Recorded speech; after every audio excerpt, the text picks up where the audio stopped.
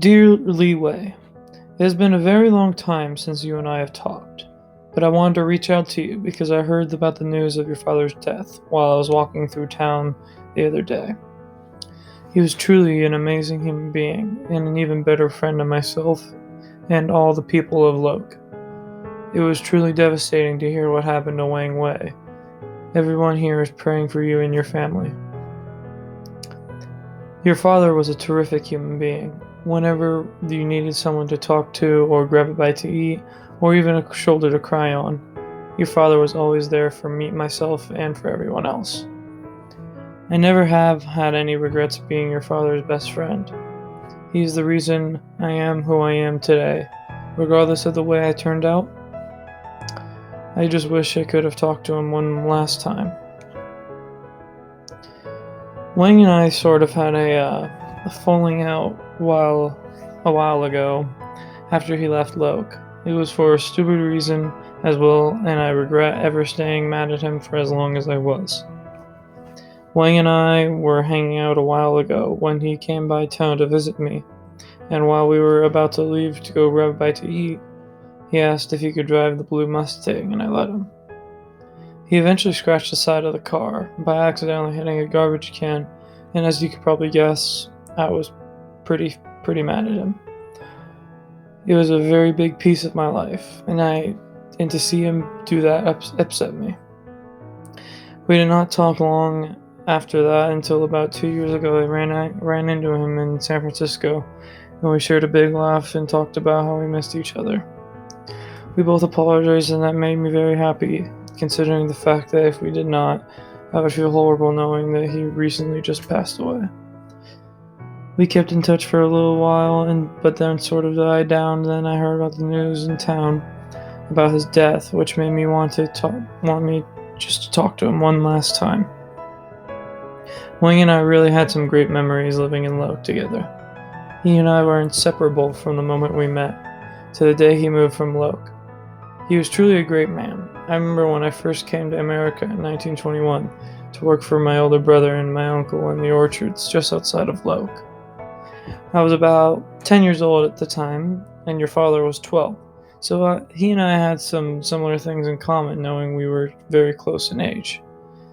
He would come help us out in the orchards as a kid when he was not at his own job and he had time to spare. He never wanted to get paid, because he always used to say that he liked to spend time with all of us and did not mind the labor work.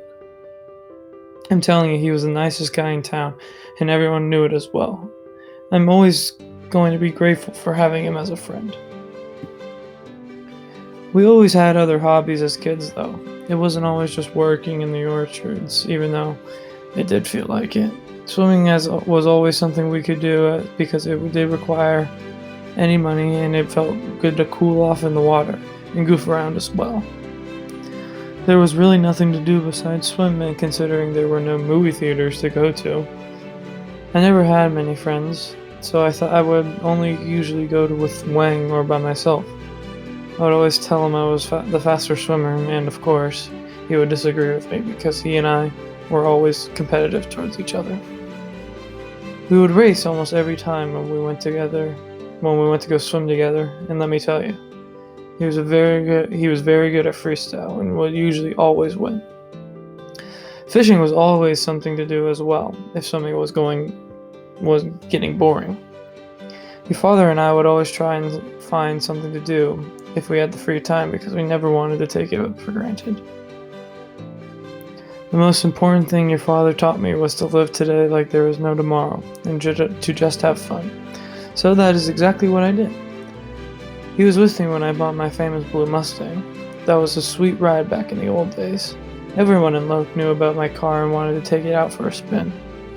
We used to even take trips up to San Francisco and have a fun time in the city. Of course, I was always the one driving because I was the one with the Mustang, but I will never forget when Wang one time on the way up to San Francisco made me turn around when we were already halfway up because he forgot all of his money at home. I was furious, but then again, I always remembered he used to help my brother and uncle in the orchards for free. You see, money was a big deal when you were making little as it was. Whenever we would go, We would spend about $100 every time because, why not? He was always a blast until we got back from the same trip and realized we were $100 in debt. So we would have to earn the money back from what we just spent, and let me tell you, it was extremely hard. Even when we tried to only make half of that, it was still a pain in the you know what. Your father was such a nice guy that sometimes when I would get sad about my family in China, he would always remind me that we are all family here in Locke. I told him my brother, my uncle, and himself are the only family I ever needed. I never really wanted a wife to start a family of my own because I never wanted to take care of anyone but myself. I know that may sound a little selfish, but it is just the truth. Nobody understood that better than your father. I still cannot believe that Wang has passed on. It really makes me sad knowing that he is one of my best friends anyone could ever ask for, and he is even a better father as well.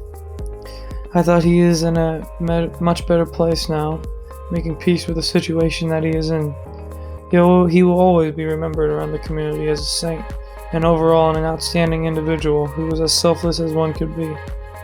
Wang will forever be known as my best friend, and a terrific father to you and your siblings as well. I will always be grateful to have your father in my life, and I wish you all the best with your future endeavors, with nothing but positivity here on out. I wish you the best of luck. Sincerely, Bing Fai Chow. May 30th, 1981.